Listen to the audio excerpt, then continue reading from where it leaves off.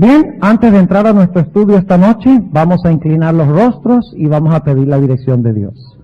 Padre Celestial, te damos gracias por este lindo día que nos has concedido. Hemos disfrutado del ejercicio, del compañerismo, de la instrucción, de la inspiración, de todo lo que tú nos has concedido. Pedimos en esta noche que vuelvas a estar con nosotros a través de tu Santo Espíritu. Al estudiar la estructura de este maravilloso libro, el libro de Apocalipsis, pedimos que tú ilumines nuestras mentes y nos ayudes a amarte más, a ver cuán sabiamente tú has organizado este libro. Sabemos que tú nos responderás porque te pedimos en el nombre de Jesús. Amén. Les invito a abrir sus Biblias conmigo al libro de Juan, el Evangelio según San Juan, capítulo 13. Juan, el capítulo 13. Y vamos a leer algunos versículos al final de este capítulo. Juan 13. Y esta noche vamos a hablar de la estructura de Apocalipsis, para saber dónde ubicar los sellos en la historia. Tenemos que ver el panorama grande primero. Y luego vamos a saber exactamente dónde ubicar los sellos en la historia. Juan 13, y empezando en el versículo 33, dice, está hablando Jesús: hijitos, aún un poco estoy con vosotros. Me buscaréis, mas como dije a los judíos, donde yo voy, vosotros no podéis venir. Así digo a vosotros ahora. Jesús dice, me voy. Y a donde yo me voy, ustedes no me pueden seguir ahora. Ahora fíjense lo que sigue sucediendo. Versículo 34. Un mandamiento nuevo os doy, que os améis unos a otros como os he amado, que también os améis los unos a los otros. En esto conocerán todos que sois mis discípulos, si tuviereis amor los unos con los otros. Dícele Simón Pedro, fíjense que Pedro ahora está preocupado por lo que Jesús dijo. Jesús dijo, me voy, y no me pueden seguir ahora. ¿Ustedes creen que los discípulos amaban a Jesús? Esta es la última semana de la vida de Cristo, habían pasado casi 3 años y medio con el Maestro. Y por lo tanto en el versículo 36, encontramos las siguientes palabras. Dícele Simón Pedro, Señor, ¿a dónde vas? Respondióle Jesús, donde yo voy, no me puedes ahora seguir, mas me seguirás después. ¿Qué dice Pedro?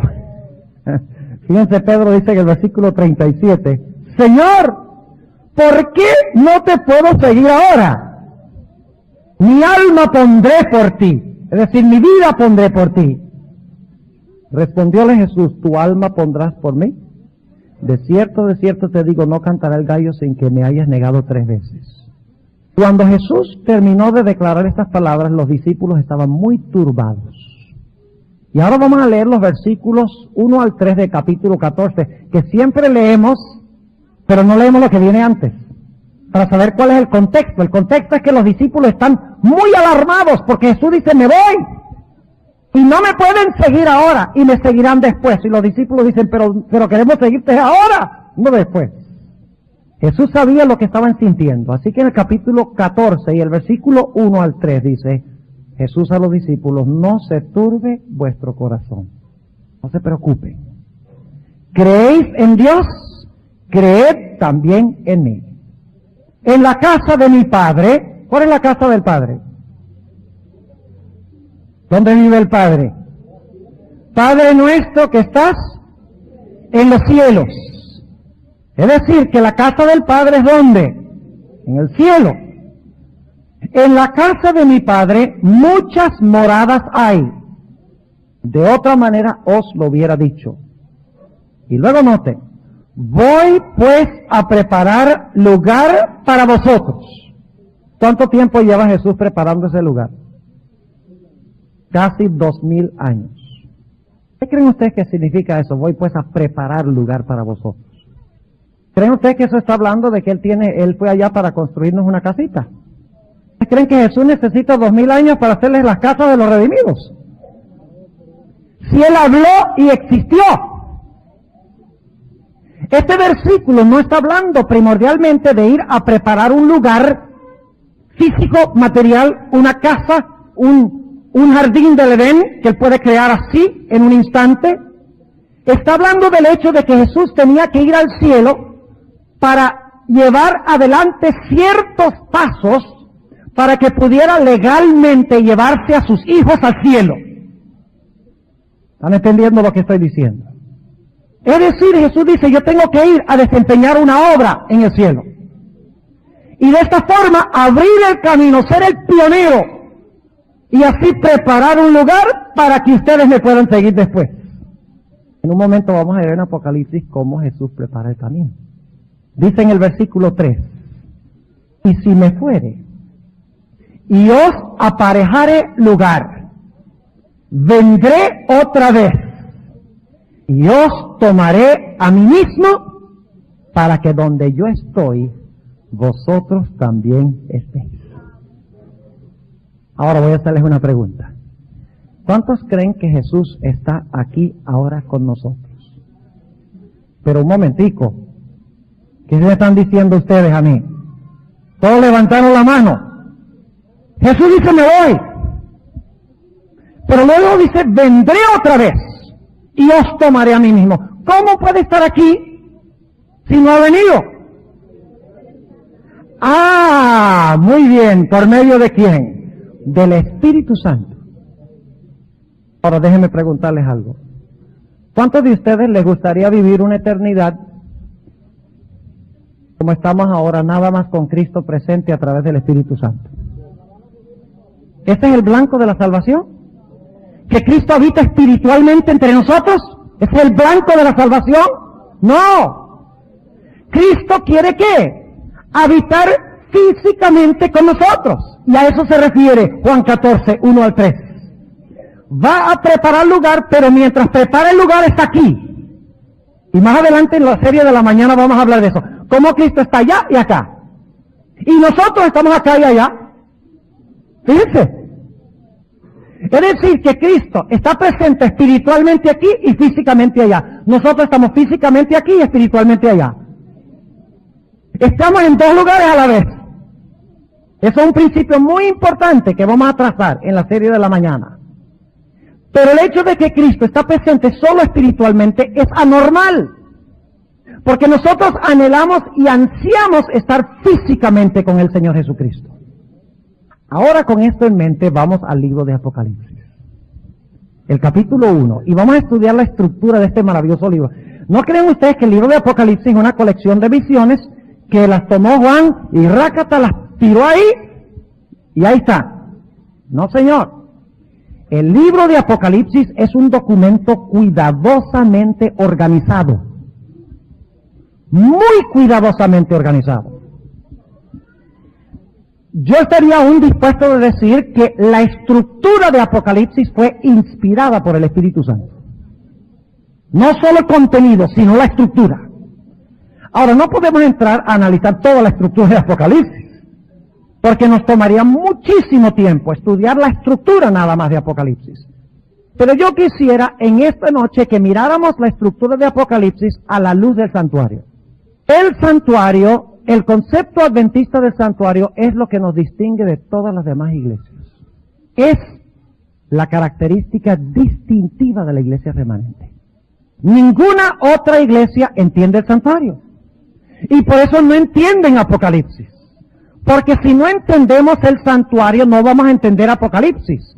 Y escuchen bien, si no entendemos el santuario ni Apocalipsis, tampoco comprenderemos cabalmente el espíritu de profecía. Porque el espíritu de profecía, los escritos de Elena White, no son sino una ampliación del contenido del libro de Apocalipsis. Y si tuviéramos tiempo se lo comprobaría en detalle. El año pasado lo hice con los jóvenes. Mostré cómo la estructura de Daniel 11 sigue la misma estructura del conflicto de los siglos. Y de primeros escritos también. Y algunos jóvenes decían, pero qué interesante, ¿cómo la hermana White sabía eso? Ah, porque Dios la inspiró. Dios se lo reveló. Ahora, en Apocalipsis 1, ¿a dónde está el Señor Jesucristo? ¿Dónde se encuentra Cristo en Apocalipsis 1? ¿A dónde? En el santuario celestial. ¿A dónde? En el Santísimo. Vamos a leer. Se supone que en el Santo. ¿Qué creen? ¿Aceptamos la suposición? Vamos a mirar. La hermana White tiene razón en decir que Cristo no fue directamente al lugar santísimo. Fíjense, el capítulo 1 y el versículo 4. Juan a las 7 iglesias que están en Asia, gracias sea con vosotros y paz del que es y que era y que ha de venir y de los 7 espíritus que están delante de su trono. ¿Qué es lo que está delante de su trono? Los 4 espíritus. ¿Cuántos? Los 7 espíritus. No olviden eso, están delante del trono los 7 espíritus. Muy importante. Hay un trono y delante del trono 7 espíritus. ¿Y qué son los 7 espíritus? Los 7 brazos del candelero. No olviden eso. Versículo 5. Y de Jesucristo el testigo fiel, el primogénito de los muertos y príncipe de los reyes de la tierra, al que nos amó y nos ha lavado de nuestros pecados con su sangre. Ahora, déjenme preguntarles. El libro de Apocalipsis, cuando comienza, ¿menciona el atrio del santuario? Al comienzo de Apocalipsis, ¿se menciona el atrio directamente o dónde está Jesús en Apocalipsis 1? Está en el lugar santo. ¿Pero qué venía en el santuario antes del lugar santo? Venía el atrio. Vamos a poner aquí, el atrio. ¿Qué había en el atrio? Ahora ustedes, para ampliar más esto, tendría que conseguir la serie sobre el santuario, porque este es el énfasis que yo le doy un énfasis estructural al santuario. Diferente que estudiar los símbolos individuales, que representa el candelero, que representa la mesa de los panes, etcétera. Eso es un estudio fascinante, muy bonito. Pero yo lo hago desde otra perspectiva, mostrando cómo el santuario ilustra el plan de salvación, cómo ilustra la historia de Israel, cómo ilustra el año de agricultura judío, cómo ilustra los festivales judíos, cómo ilustra todo el sistema, la economía judía. Era una revelación tremenda del plan de salvación. Ahora, en el atrio, ¿cuántos muebles había? Habían 2. Estaba el altar del sacrificio y ¿qué más?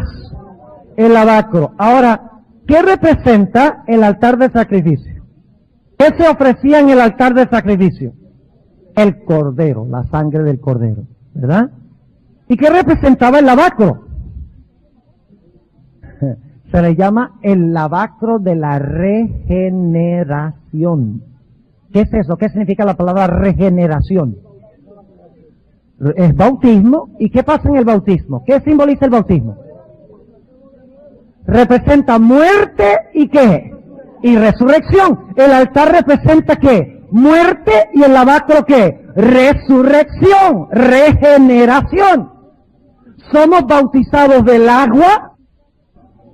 Somos bautizados del agua para muerte y del espíritu cuando salimos de las aguas. Ahora fíjense cómo nos dice aquí que el Señor Jesucristo ya hizo eso cuando está en el lugar santo. La última parte del versículo 5 dice, al que nos amó y nos ha lavado nuestros pecados con su sangre. Es decir, que el atrio está ¿dónde? En el pasado. ¿Me están siguiendo? ¿Cuántos están siguiendo? Levanten la mano. Ok, no se pierdan ni por un instante. Ahora, sigue diciendo en el capítulo 1, y tenemos que saltar algunos versículos, pero vamos a empezar leyendo en el versículo 12. Y me volví a ver la voz que hablaba conmigo. ¿Quién era el que hablaba con él? ¿Quién hablaba con Juan? Pero fíjense, vamos a leer. Dice en el versículo 12. Y me volví a ver la voz que hablaba conmigo. Y vuelto vi 7 candeleros de oro. ¿Qué obra había hecho Cristo ya? Según leímos. Había muerto y ¿qué? Y resucitado. Y usted dice, ¿cómo sabemos que resucitó? Fíjense el versículo 17. Y cuando yo le vi, caí como muerto a sus pies, y él puso su diestra sobre mí, diciéndome, no temas, yo soy el primero y el último. Y el que vivo y he sido muerto. Muerte y ¿qué? Resurrección. Y ahora en el capítulo 1, en el versículo 12 me dice, me volví a ver la voz que hablaba conmigo y vuelto vi 7 candeleros de oro. ¿Dónde está? ¿Dónde estaban los 7 candeleros? Las 7 luces. En el lugar santo. ¿Delante de qué? Delante de un trono. ¿En cuál apartamento? ¿Dónde quedaba el candelero, pues? En el lugar santo. ¿Dónde debe quedar entonces el trono si está delante del candelero? En el lugar santo. ¿Está claro? En un momento vamos a ver un poquito más. ¿Se perdió? Bueno, podemos repetir eso. Dice aquí que Jesús está caminando en medio de los candeleros. ¿Los candeleros dónde estaban en el santuario? En el santo. Y como los candeleros están delante del trono, ¿dónde debe estar el trono? En el santo también. Claro que sí. Es decir, que en el santuario hay 2 símbolos para el trono de Dios. Uno en el santo y uno en el santísimo. Ahora sigamos leyendo. Versículo 13. Y en medio de los 7 candeleros, uno semejante al Hijo del Hombre. Ah, ¿quién es este que se le parece a Juan? ¿Ustedes creen que Juan sintió emoción cuando vio esto? Óigame, él está ¿dónde? En la tierra. ¿Y qué? Ve a Jesús caminando en medio de los candeleros. Y dice, ¿será que viene otra vez ahora tan pronto? Porque dijo, vendré otra vez. Pero cuando termina el libro de Apocalipsis, Juan se da cuenta que falta mucho todavía. Y dice, ven, Señor Jesús. Hay algo anormal cuando Apocalipsis comienza, porque Cristo está en el cielo, mientras que Juan y la iglesia están en la tierra. Eso no es lo ideal, ¿verdad? De que estén separados, no es lo ideal. Empieza Apocalipsis 1 con separación. Sí, Cristo en el cielo, ministrando entre los candeleros, pero ministrando espiritualmente en las iglesias, que son el reflejo del candelero, en la tierra, ¿ven? Es decir, en el cielo está el candelero literal y en la tierra está el reflejo, que son las iglesias. ¿Y qué hace Cristo cuando camina en medio de los candeleros en el cielo? ¿Ustedes creen que lo único que Él está haciendo es manteniendo prendidas las mechas de un candelero echándole aceite de oliva? ¿Qué simboliza el hecho de que Él está caminando allá en medio de los candeleros? ¿Qué hacía el sumo sacerdote todos los días, según Levítico 24? Caminaba, entraba al lugar santo y entonces se fijaba a ver si las mechas estaban largas, es decir, destabilaba las lámparas y se aseguraba de que tuvieran suficiente aceite para seguir dando luz. ¿Qué está haciendo Jesús en Apocalipsis 1? Sí está caminando en medio de los candeleros en el cielo, pero eso simboliza el hecho de que Cristo, a través del Espíritu Santo, porque dice que son los 7 espíritus enviados a la tierra, más adelante, están dando en medio de la iglesia en la tierra para asegurarse de que tenga el aceite del Espíritu Santo y de que la iglesia no deje de dar su luz. ¡Qué tremendo! Es decir, en Apocalipsis 1 Cristo está en el candelero manteniendo la luz de la iglesia viva. Él en el cielo personalmente, presente espiritualmente en la tierra. Pero Juan anhela estar físicamente con Jesús. Ahora fíjense lo que sigue diciendo, versículo 13. Y en medio de los 7 candeleros, uno semejante al Hijo del Hombre, vestido de una ropa que llegaba hasta los pies, y ceñido por los pechos con una cinta de oro. Y su cabeza y sus cabellos eran blancos como la lana blanca, como la nieve, y sus ojos como llama de fuego. Y sus pies semejantes al latón fino, ardientes como en un horno, y su voz como ruido de muchas aguas. Y tenía en su diestra 7 estrellas, que son los 7 pastores de las iglesias. Y los 7 ángeles en el cielo que ayudan a los pastores. Tiene reflejo terrenal. Y de su boca salió una espada aguda de 2 filos. Y su rostro era como el sol cuando resplandece en su fuerza. Y cuando yo le vi, caí como muerto a sus pies. Y él puso su diestra sobre mí diciéndome, no temas, yo soy el primero y el último. Y el que vivo y he sido muerto. Y he aquí que vivo por los siglos de los siglos. Amén. Y tengo las llaves del infierno. Mejor traducción es el sepulcro. Del sepulcro y de la muerte. Es decir, que en Apocalipsis 1 encontramos a Cristo en el cielo y tenemos a su iglesia ¿dónde? En la tierra. Cristo físicamente en el cielo, espiritualmente en la tierra. Mientras que los hijos de Cristo están físicamente en la tierra y ¿dónde? Sus mentes están espiritualmente con Cristo en el cielo. Pero este es un abismo que no es normal. Porque Cristo no solo quiere estar espiritualmente con nosotros, sino que quiere habitar físicamente con nosotros. Ahora, ¿qué fue lo que prometió Jesús en Juan 14? Voy pues a hacer ¿qué cosa? Me voy de vacaciones por 2000 años. ¿Qué significa eso? Voy pues a preparar lugar para vosotros. ¿Dónde encontramos la historia de cómo prepara Cristo el lugar? En Apocalipsis. Está la historia de cómo prepara el lugar. ¿Qué es lo primero que hace? Mantiene la llama de la iglesia ¿qué? Encendida. Ahora movámonos un poquito más allá. Tenemos el atrio, ¿verdad? Ya hemos visto que luego Jesús se encuentra ¿dónde?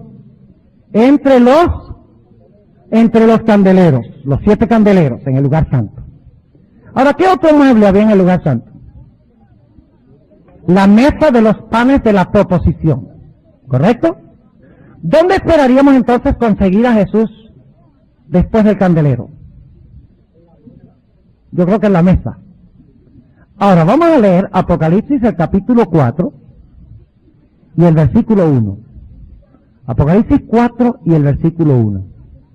Después de estas cosas miré, y he aquí una puerta abierta en el cielo, y la primera vez que oí era como de trompeta que hablaba conmigo diciendo, sube acá, y yo te mostraré las cosas que han de ser después de estas. Y luego yo fui en espíritu, y he aquí un trono. ¿Y quién viene de repente y llega al trono más adelante en Apocalipsis 4 y 5? El Padre está sentado en el trono, pero más adelante llega uno como un cordero inmolado. ¿Y qué hace? Se une al Padre en el trono. Ahora, ¿qué es eso? ¿Cuál trono es este? ¿El trono del lugar santo o del lugar santísimo? Ahora fíjense, vamos a anotar algunos detalles. ¿Cuántas pilas de panes había en la mesa de los panes de la proposición? 2. ¿Por qué 2? ¿Dónde está el Espíritu Santo durante la administración en el cielo? ¿Dónde está? En la tierra, porque no hay 3 pilas de panes en la mesa, porque hay 2. ¿Quiénes son los que sustentan al pueblo de Dios? Que no solamente Cristo mantiene la luz de la iglesia viva, sino que Cristo, ¿qué hace? Alimenta a su iglesia con el pan celestial, para que pueda tener fuerza espiritual. Y ustedes dicen, ¿cómo sabemos que este trono es el trono en el lugar santo? Que el trono es la mesa de los panes de la proposición. En primer lugar, hay 2 hileras de panes. Y la Biblia habla del Padre y del Hijo como el pan de Israel, de su pueblo.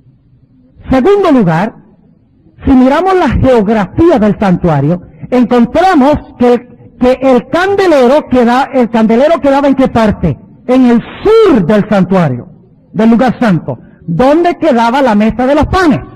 En el norte. ¿Y dónde está el trono de Dios? Según dice Isaías 14. ¿A dónde quiso meterse Lucifer para quitarle el trono a Dios?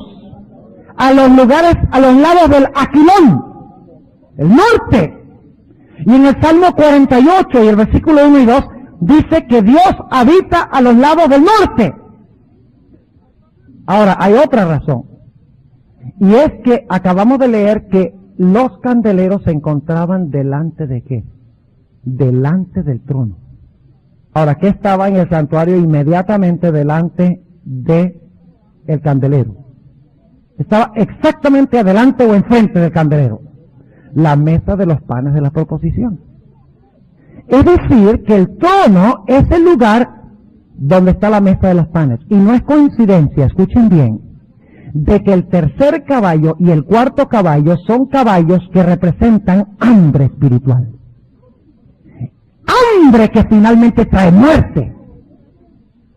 Como la iglesia de Tiatira, donde Jezabel esconde la palabra de Dios. Y como resultado no llueve en los días de su profecía. Y como resultado el pueblo de Dios languidece hambre. ¿Están entendiendo? Es decir, que los sellos, hay que entender que en los sellos hay una escasez, no desaparece, pero hay una escasez tremenda de pan. Más adelante hablaremos más de eso. Ahora, sí. Sí. Yo sé.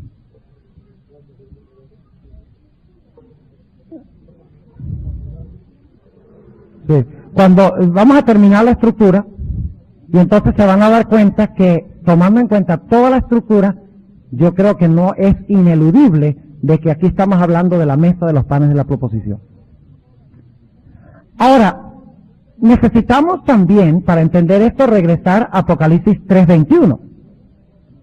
Para contestar un poquito más este asunto de qué es este trono, si está en el lugar santo o el lugar santísimo. ¿Creen ustedes que Cristo se sentó encima del candelero? ¿Creen que se sentó encima del altar de incienso? No. ¿Cuál es el único otro mueble que hay en el lugar santo? La mesa de los panes. Ahora, noten lo que dice Apocalipsis 3:21. Una promesa a la iglesia de la Odisea.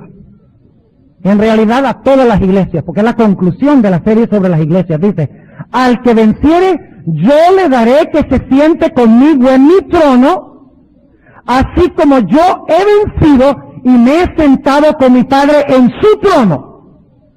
Déjenme preguntarles algo. Cuando Jesús ascendió al cielo, ¿se sentó con su Padre en el mismo trono? Cuidado, ustedes me oyeron leer este versículo. ¿Qué dice aquí en el versículo 21? Al que venciere yo le daré que se siente conmigo en mi trono, así como yo he vencido y me he sentado con mi Padre en su trono. Es decir, que en el trono, cuando Cristo ascendió y venció, ¿se sentó dónde?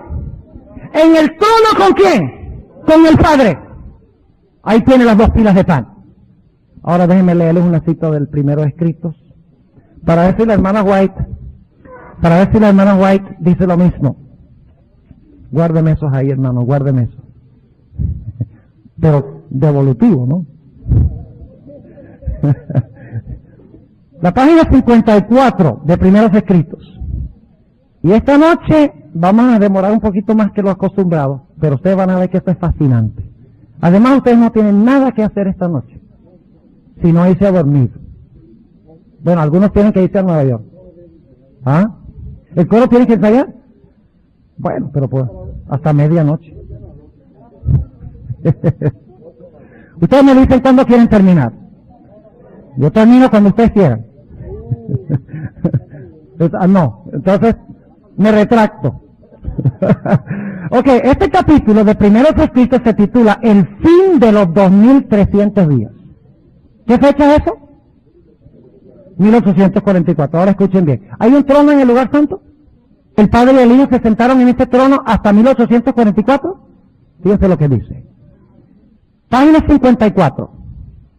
Vi un trono, y sobre él se sentaban el Padre y el Hijo.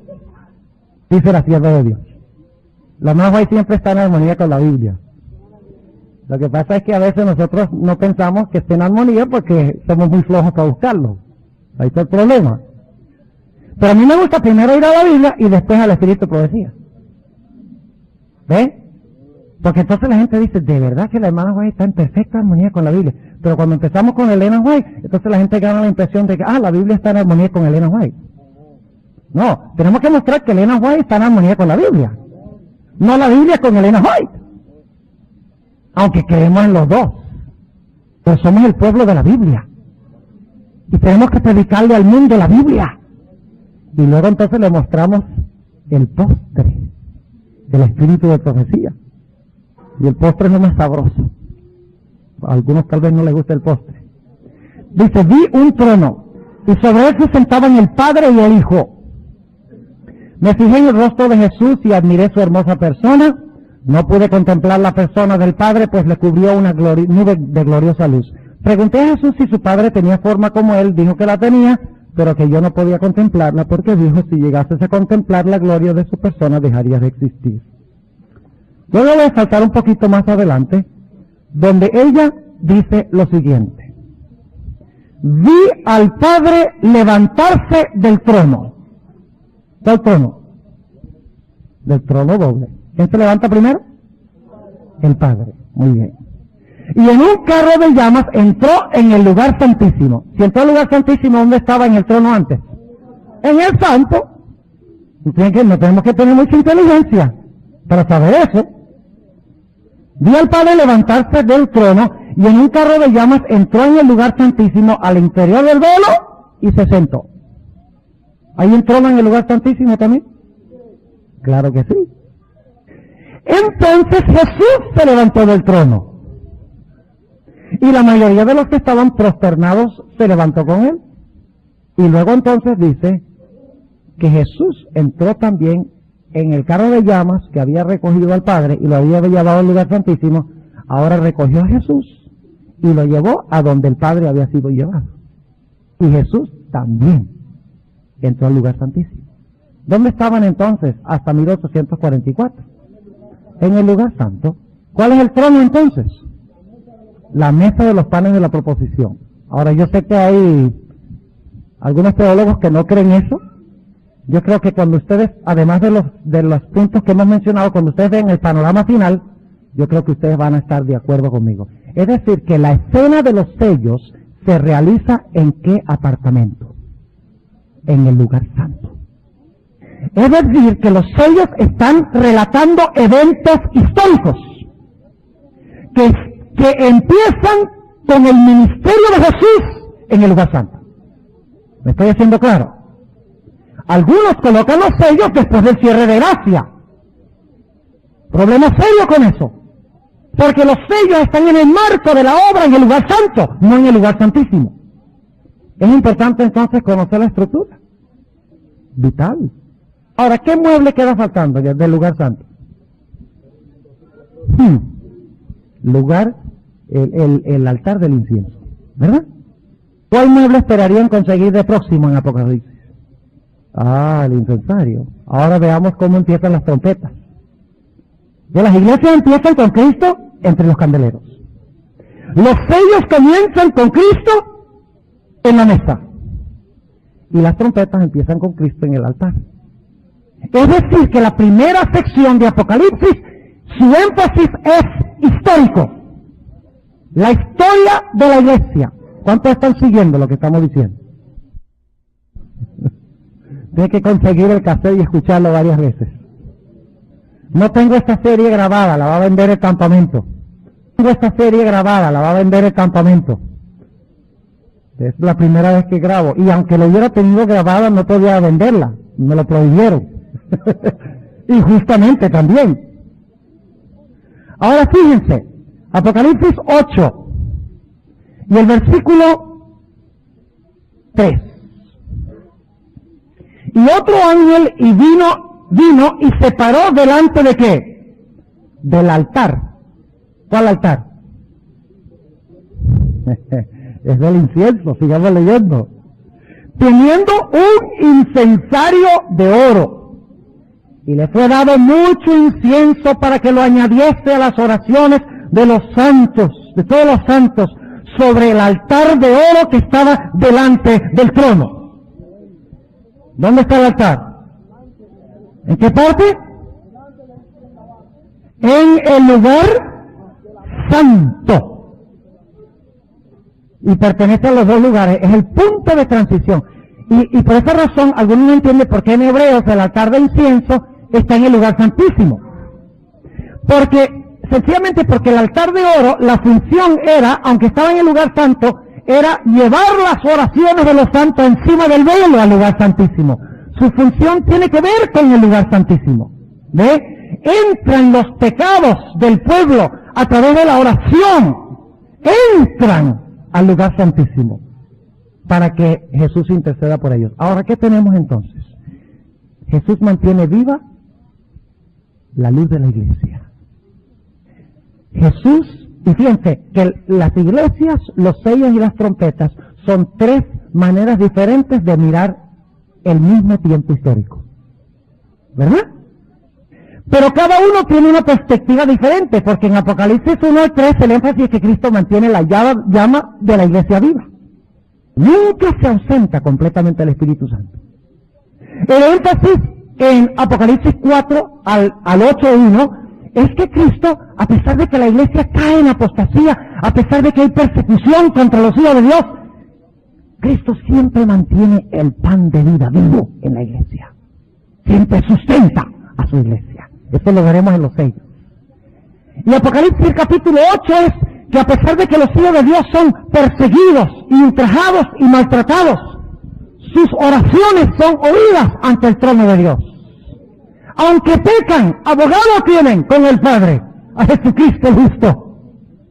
Es decir, que tenemos en Apocalipsis 1 hasta Apocalipsis el capítulo 10. En las 3 series tenemos la labor de Cristo en el lugar santo. Pero ahora escuchen lo que voy a decir.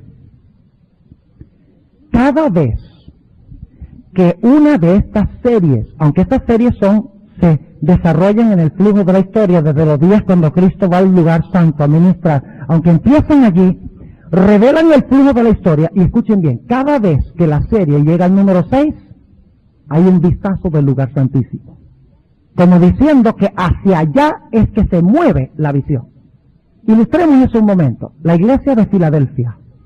¿Qué se le da a Filadelfia? ¿Qué se le pone adelante? Una puerta abierta. ¿Y a dónde conduce esa puerta abierta? Al lugar santísimo. ¿Y el sexto sello qué es? ¿Hay un paréntesis en el sexto sello? Cuando habla del sexto sello, que viene la destrucción sobre el mundo, dice, pero antes de que venga la destrucción, es necesario que los siervos de Dios sean ¿qué? Sellados. ¿Y cuándo empieza el sellamiento? En el año 1844. Primero el sellamiento de los muertos y luego el sellamiento de los vivos. Fíjense, nuevamente cuando llega el 6, dice, hay un paréntesis aquí. Y tengo que mostrarles lo que está pasando en el lugar santísimo, el sellamiento. ¿Perdón? Los muertos, bueno, cuando sus casos son investigados, si ellos se muestra que aceptaron a Cristo, su suerte es decidida para vida eterna. Por eso el juicio comienza con los muertos, ¿verdad? Y se examinan los casos, si el individuo se muestra digno de la salvación, y digno en Cristo, no en él mismo, pero digno de la salvación, entonces Cristo reafirma y confirma su nombre en el libro de la vida, para resurrección de vida. Y luego al final del juicio investigador va a sellar entonces a los vivos. ¿Está claro? Ahora, en la sexta trompeta pasa algo también muy interesante. Hay una interrupción. Y la interrupción es nuevamente para hablar del lugar santísimo. Un presagio de lo que vendrá. Y ustedes dicen, ¿dónde está la interrupción en las trompetas? La interrupción está en Apocalipsis 10. El librito. ¿Y cuándo pasó eso? 1844. O sea, tenemos razón como adventistas nosotros en nuestra interpretación profética. Está en la estructura de Apocalipsis. No lo estamos inventando, ahí está. De que Cristo en la tierra hizo la obra del atrio. Luego ascendió al lugar santo. Ahí está en la primera parte de Apocalipsis. Pero toda su obra conduce y dirige finalmente ¿hacia qué? Hacia la culminación en el lugar santísimo del santuario. Ahora viene otra pregunta. ¿Qué es el próximo mueble que esperarían ustedes encontrar en el santuario? ¿Ya han visto que desempeñó la obra del atrio? ¿No? Murió por nuestros pecados, yo soy el que vivo, resucitó en el lavacro. Lo vimos ya manteniendo la luz de la iglesia viva, lo vimos sustentando la iglesia en la mesa de los panes, lo vimos en el altar de incienso, presentando las oraciones de sus hijos ante su padre. ¿Cuál es el próximo mueble que esperarían encontrar? El arca del pacto. Ahora vamos a Apocalipsis 11:19. Sorpresa de sorpresas. Fascinante esto. ¿Sí o no?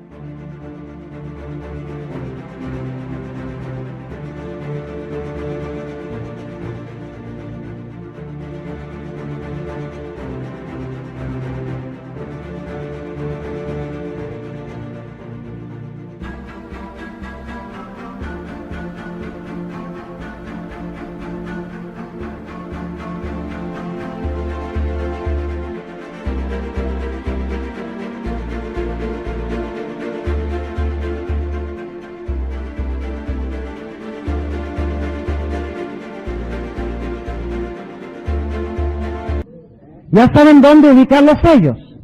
Los sellos vienen en el tiempo de angustia, cuando están cayendo las plagas. ¿Ah? Las trompetas son al final, durante el tiempo de angustia. No, señor. Son históricas, cuando estudiamos la estructura. Ahora, fíjense Apocalipsis 11:19, que es la culminación de la séptima trompeta, de la serie de las trompetas. Dice en el 11:19 lo siguiente, después de haber hablado del librito de 1844, etcétera, dice, y el templo de Dios fue abierto en el cielo. Del santuario. Ahora pregunto, ¿qué significa que la puerta es abierta? Cuando la puerta del santuario se abre es porque hay ¿qué? Porque la gente puede ¿qué? Entrar. Es decir, la puerta de la salvación está ¿qué? Abierta. En un momento vamos a ver, para el que quiera, en un momento vamos a ver que esa puerta se va a cerrar y nadie va a poder entrar. Ajá, es el próximo evento. Ahora fíjense, dice en el 11:19, y el templo de Dios fue abierto en el cielo, y el arca de su testamento fue vista en su templo. ¿Cuál es el próximo mueble? El arca. ¿El arca de qué? ¿Dónde estaba ese templo? ¿Cuál templo es este? El de Salomón. El que se construyó después del cautiverio. El tabernáculo del desierto. ¿Cuál templo es este? ¿En el cielo está el arca del testamento? Porque en el Antiguo Testamento el arca del testamento del pacto, son intercambiables esas palabras. En el Antiguo Testamento se le llamaba el arca del pacto porque adentro estaba el pacto, los 10 mandamientos. ¿Correcto? ¿Sí o no? Ahora, en el cielo hay un templo. Algunos dicen el cielo es el templo. Mentiras. El cielo no es el templo, el cielo tiene un templo con 2 apartamentos. Santo y santísimo. Y en el santísimo está el arca del pacto. Y si es el arca del pacto, adentro debe estar el pacto. Argumento irrefutable a favor del sábado.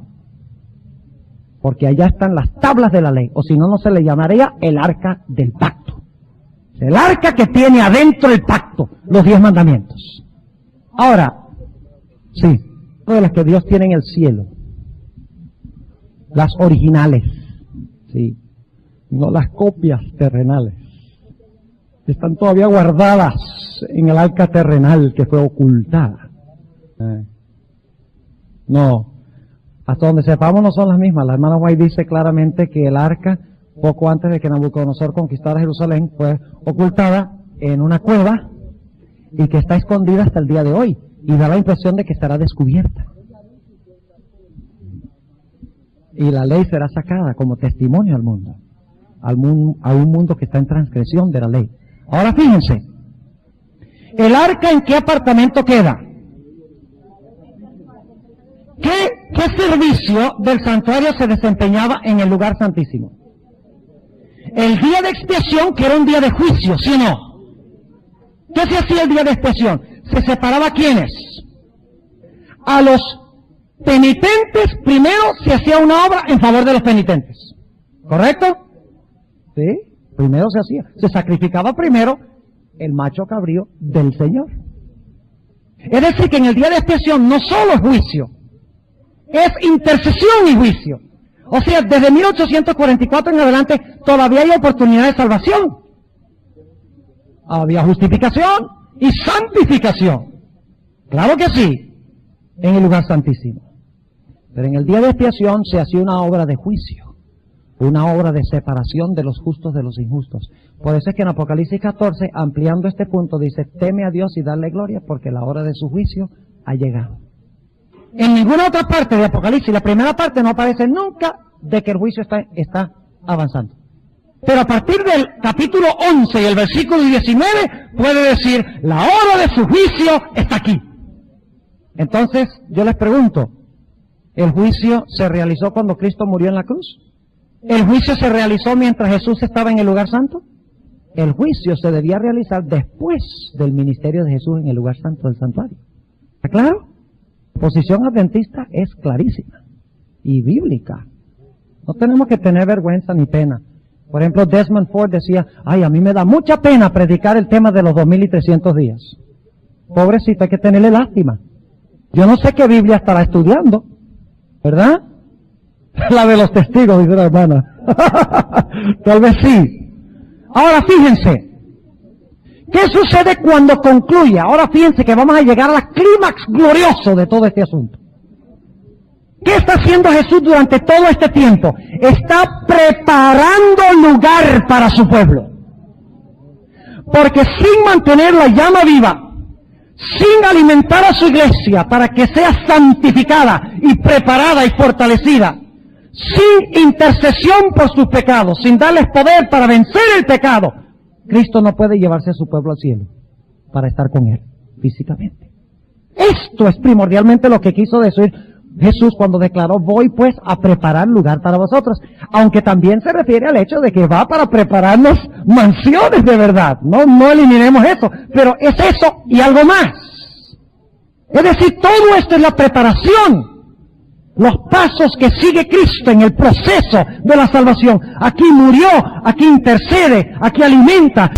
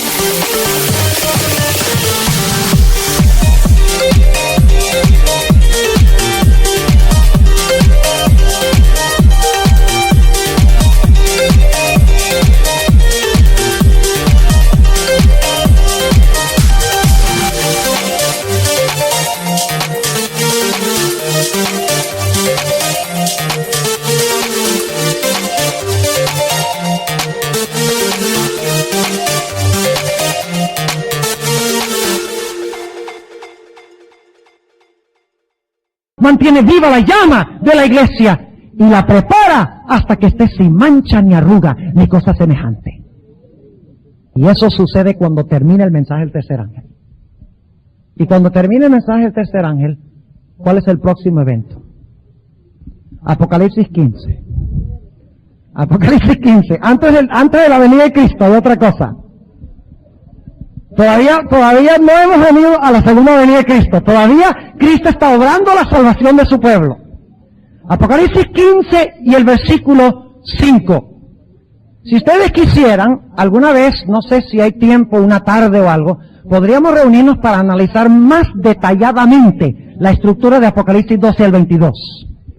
Porque es increíblemente fascinante detallar Apocalipsis 12 al 22. Es increíble.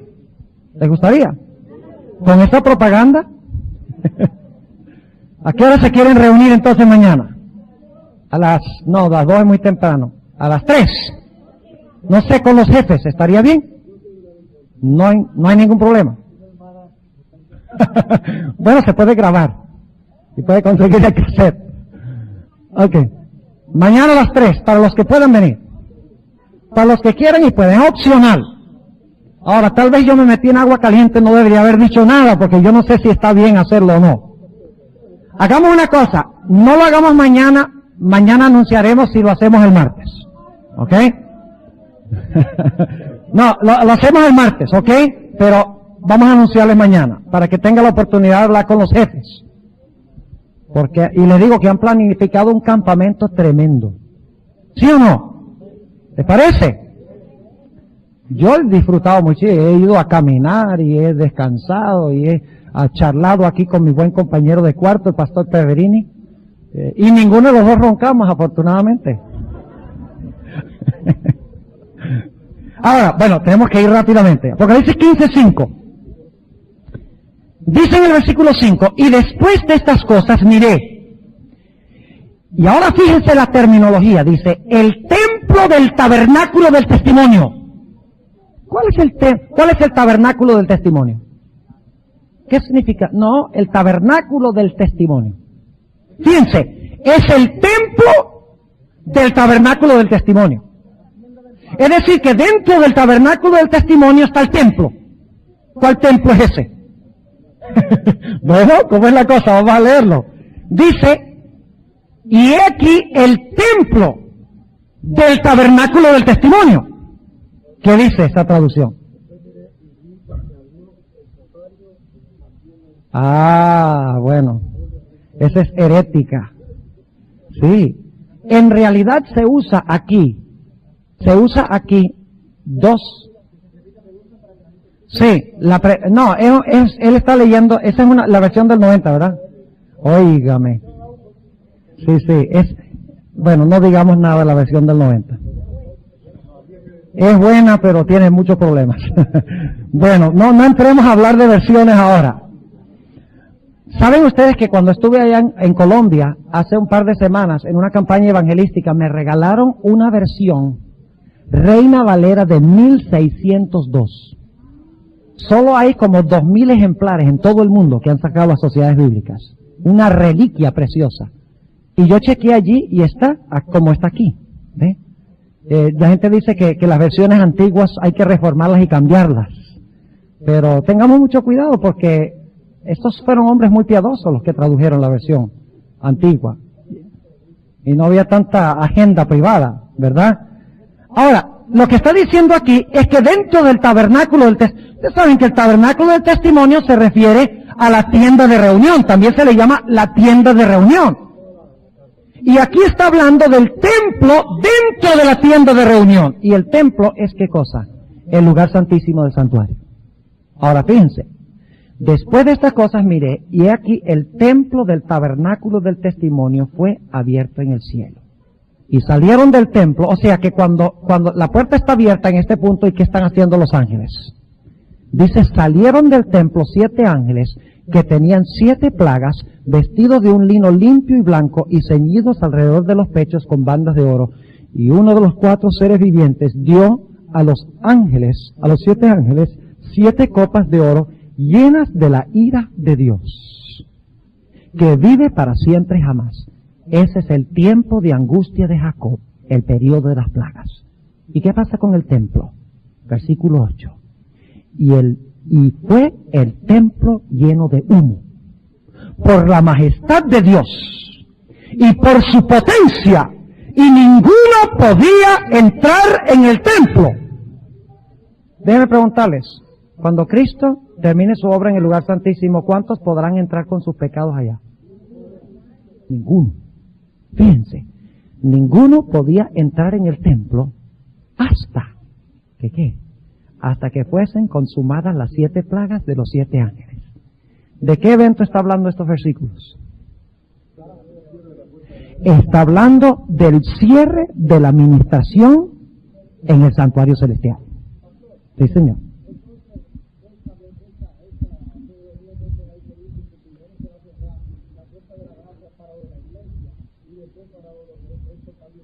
Bueno, muchos dicen que se va a cerrar la puerta de la gracia primero para los de la iglesia adventista y luego para el mundo. Yo no encuentro eso en mi estudio del Espíritu de Profecía. Yo encuentro que el Espíritu de Profecía dice claramente de que Dios juzga en orden cronológico, desde los primeros que vivieron en la tierra hasta los últimos que están vivos sobre la tierra, en el orden en que iban naciendo, en orden cronológico. Eso es lo que yo encuentro.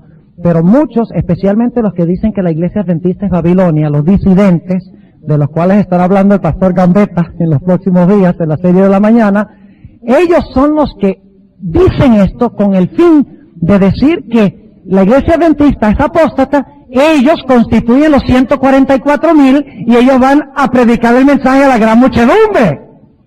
Pero ahora escuchen bien, les voy a adelantar algo. Yo les voy a comprobar. Cuando hablemos de los 144,000, que será posiblemente el jueves o el viernes en la noche, de que la gran muchedumbre y los 144,000 son el mismo grupo. Y usted dice, no puede ser, pastor. Carlos dice que no puede ser. Bueno, no es disidente. Pero si ustedes van a examinar la evidencia y me van a decir si la evidencia es fuerte. ¿Sí? Y en el espíritu de profecía. Pero no vamos a adelantarnos al hecho. Ahora, entonces, ¿qué pasa cuando Cristo termina su ministración en el arca? Cuando termina la obra del juicio. Cuando termina el juicio, Apocalipsis 14 dice que un ángel que viene con un ángel sobre una nube, que es Cristo Jesús, es el Hijo del Hombre, viene y ¿qué hace? Y cosecha, hace la cosecha final. Y luego entonces, ¿qué pasa? Se llena el templo de humo. La puerta de la gracia se cerró. Terminó el gran día de expiación. ¿Y ahora qué cae? Caen las plagas. ¿Las plagas sobre quiénes? Las plagas sobre los impíos. Ahora fíjense. ¿De dónde salen las plagas? ¿De dónde salen? Del lugar santísimo, ¿sí o no? Y en realidad salen es del arca del pacto. Porque han pisoteado la ley de Dios. Y ustedes dicen, bueno, ¿cómo sabemos eso? Déjenme preguntarle, ¿ustedes conocen algún otro caso en la historia cuando del arca salieron plagas? ¿Cuándo fue eso? Ustedes lo conocen, ¿verdad? Cuando el arca fue tomada por manos incircuncisas. Gente que insistía en pisotear la santa ley de Jehová. Cuando llevaron el arca empezó a mandar ¿qué? Plagas. Y no fue el arca, fue Dios, ¿verdad? Empezó a mandar plagas. Sí, la peste bubónica. Y le salieron llagas por todo el cuerpo. Y dijeron, no, la mandaron de ciudad en ciudad. Y finalmente le dijeron a Israel, vengan y busquen su arca, que no la queremos más. Así que se cierra la puerta de la gracia, caen las plagas. Déjenme preguntarles, ¿la hermana White tiene razón en decir que las plagas caen después del cierre de la puerta de la gracia? ¿Sí? ¿Tiene razón en decir que las plagas caen después del juicio? ¿En el lugar santísimo? Claro que sí. Y ahora fíjense lo próximo que tenemos. En Apocalipsis, el capítulo 19, tenemos un 19, 1 al 10. Y si podemos tener una reunión extra, yo les voy a mostrar que el libro de Apocalipsis, especialmente la última mitad, no está en orden cronológico. Tenemos que entender eso. Pero en Apocalipsis 19, 1 al 10, encontramos una gran muchedumbre, y esa muchedumbre está en el cielo, alabando a Dios. Porque Él ha juzgado a la grande ramera. Porque Él ha traído salvación y poder a ellos. Ahora, déjenme preguntarles algo. ¿Qué sucede después de las plagas? Cristo viene y ¿a dónde lleva a sus hijos? Al cielo. Y ahora fíjense que la anomalía que había originalmente, Cristo en el cielo y el pueblo en la tierra, se ha cerrado. El blanco de Apocalipsis es los pasos que toma Cristo para que pueda estar con su pueblo. Se lleva a su pueblo, están en el cielo cantando, porque han sido salvos del poder de la ramera. Ahora déjenme preguntarles, en el día de expiación, había otro macho cabrío. Se llamaba Azazel.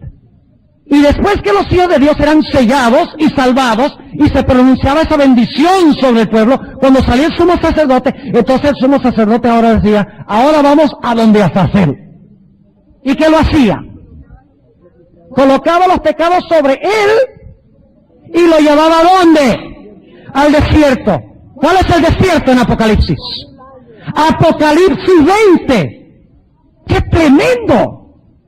Tenemos en la estructura de Apocalipsis una ilustración del plan de salvación de comienzo a fin, tal cual lo presenta el conflicto de los siglos.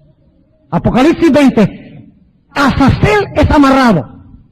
Pero ahora escuchen bien, que los impíos en el día de expiación eran los últimos que eran castigados. Después que Azazel, el macho cabrío, era atado y amarrado, luego el sacerdote buscaba a aquellos que no habían simpatizado con la obra del sacerdote y los cortaba de medio del pueblo. Y la Biblia dice que la forma que lo hacían era que los sacaban fuera del campamento de los santos y los apedreaban, los mataban. Ahora vamos a Apocalipsis 20 y notemos algo fascinante. Apocalipsis el capítulo 20 y el versículo 7, 8 y 9. Ya van a ver por qué se usa Gog y Magog en Apocalipsis 20. Es una razón muy importante. Satanás ha sido atado por 1000 años. Azazel ha sido atado por 1000 años. Ha sido conducido al desierto. Pero todavía falta buscar a todas aquellas personas que no simpatizaron con la obra en el día de expiación. Nuevamente se tienen que sacar los registros para mostrar que hay un grupo que no aceptó la sangre expiatoria de Cristo. Y dice en el versículo 7, cuando los 1000 años fueren cumplidos, Satanás será suelto de su prisión. Y saldrá para engañar a las naciones que están sobre los 4 ángulos de la tierra, a Gog y a Magog. ¿Qué tenemos que hacer con esos símbolos? ¿Saben cómo lo interpreta la mayoría de la gente? Dice, esa es Rusia. ¿Por qué? Porque sí. Sí. Gog y Magog. Suena como ruso, ¿verdad? Tiene ese sonido a Rusia. El problema con eso es que no dejan que el Antiguo Testamento lo explique. Hay que ir a donde está la fuente del símbolo. Dice a Gog y a Magog a fin de congregarlos para la batalla final contra la ciudad, el número de los cuales es como la arena del mar. Y subieron sobre la anchura de la tierra y circundaron el campo de los santos. ¿Dónde están los impíos? Están afuera del campo de los santos. ¡Fuera del campamento! ¿Van a ser castigados fuera del campamento, sí o no? ¿Por qué? Porque no simpatizaron ¿con qué? Con la obra sacerdotal de Cristo Jesús. Ahora yo les pregunto, ¿cuántas formas hay de expiar nuestros pecados? 2. ¿Y usted, cómo? 2. Usted puede expiar sus pecados muriendo usted. Porque la paga el pecado es muerte. Si ustedes mueren, ya pagaron los pecados. ¿Sí o no? Claro que eso no nos ayuda mucho. La otra manera de expiar los pecados es colocarlos sobre Jesús. En el día de expiación. Colocarlos sobre el Cordero de Dios que quita el pecado del mundo. Pero se mostrará que aquellas personas después del milenio que circundan el campo de los santos no aceptaron la sangre expiatoria de Jesús. Y por esa razón estarán fuera del campamento de los santos y serán sacrificados como víctimas para expiar sus pecados. Ahora tenemos que volver a Ezequiel, porque habla de Gog y Magog. Fíjense, Ezequiel, el capítulo 39. Ezequiel, el capítulo 39. Y vamos a leer empezando en el versículo 17. 39, 17. Hablando de Gog y Magog. Y tú, hijo del hombre, así ha dicho el Señor Jehová, diga a las aves y a todo volátil, a toda bestia del campo, juntaos y venid reunidos de todas partes a mi víctima, que os sacrifico. Esta es terminología del santuario. Mi víctima que yo sacrifico. Ahora, ¿cuál fue la primera víctima que que el Padre sacrificó? Cristo. Pero estas víctimas son otras. Fíjense. Sigue diciendo, juntaos y venid reunid de todas partes a mi víctima que os sacrifico, un sacrificio grande sobre los montes de Israel, y comeréis carne y beberéis sangre, comeréis carne de fuertes, beberéis sangre de príncipes de la tierra, de carneros, de corderos, de machos de cabrío, de bueyes, de todos, engordados todos en Basán. ¿Qué clase de animales son esos? Los animales que se usaban ¿dónde? En el servicio del santuario. Pero como no aceptaron el sacrificio de Cristo como su sustituto, serán sacrificadas sus propias vidas por haber rechazado a Jesús. Qué gran incentivo para nosotros predicar a Cristo. Y luego, ¿qué sucede? Fíjense qué lindo esto. Nosotros decimos que la iglesia será llevada al cielo antes del milenio, ¿sí o no? ¿Que todos los salvos serán llevados al cielo? ¿Tenemos base para eso? Claro que sí. Y decimos que después de 1000 años, ¿qué va a pasar? Entonces descenderemos ¿con quién? Con el Padre y con Cristo y la Nueva Jerusalén, la capital del universo. Y entonces Dios habitará con sus hijos para siempre. Allí se cumplirá finalmente Juan 14, 1 al 3. Notemos lo que dice para concluir Apocalipsis 21 y el versículo 3. Apocalipsis, el capítulo 21 y el versículo 3. Ya la separación ha terminado.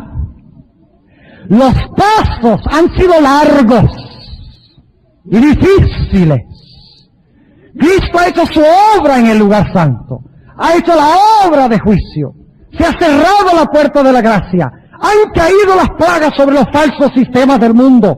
Hasta la iglesia ha sido llevada al cielo por 1000 años, hasta se ha sido amarrado por 1000 años. Después del milenio, los impíos han sacrificado sus propias vidas en expiación por sus pecados, porque no aceptaron el sustituto.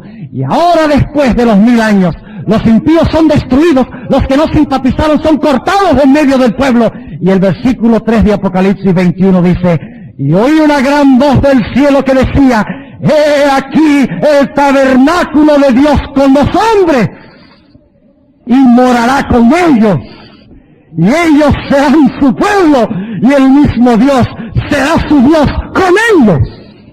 ¡Qué lindo! La consumación de la historia de la salvación. Dios descendiendo para estar con su pueblo. Que nuestra oración sea la de Juan: ciertamente vengo en breve. Amén. Sea así. Ven, Señor Jesús. Oremos. Padre Celestial, te damos gracias porque has revelado el plan de la salvación en el santuario. Te damos gracias por el maravilloso mensaje que tú nos has dado como pueblo. ¡Qué tremendo mensaje que necesita el mundo! Un mensaje de esperanza. Que el mundo sepa que Cristo está ahora en control de todo, preparando el camino para llevarnos con Él al cielo y para habitar con nosotros por los siglos de la eternidad. Nosotros queremos estar con Él, queremos estar contigo. Pedimos que nos des tu Santo Espíritu para que nos justifique, para que nos santifique, para que podamos también ser glorificados. Ven, Señor Jesús.